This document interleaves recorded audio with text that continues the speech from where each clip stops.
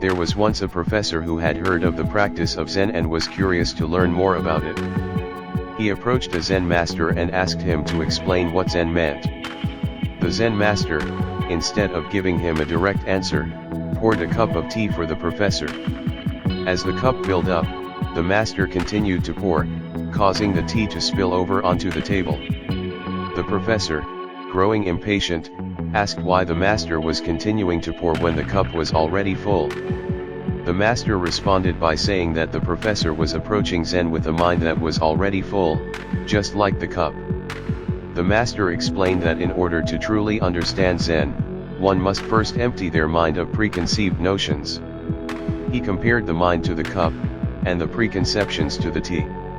Just as the cup needed to be emptied before it could be filled with fresh tea, the mind needed to be emptied of preconceptions before it could be filled with new ideas and experiences. The master went on to explain that having an empty mind is essential to practicing Zen.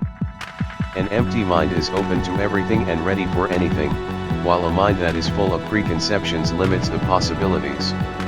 In life, we often hold on to preconceptions and judge everything based on those preconceptions.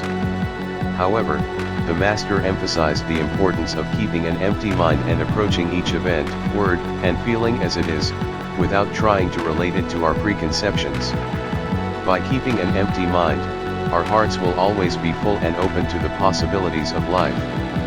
This is the essence of Zen, which is not just a philosophy or a way of thinking, but a way of life. The Zen master's wise words remind us that we should let go of our preconceptions and approach life with an open mind, ready to embrace new experiences and possibilities. This is Wonderful Words of Life Motivation. Thanks for watching.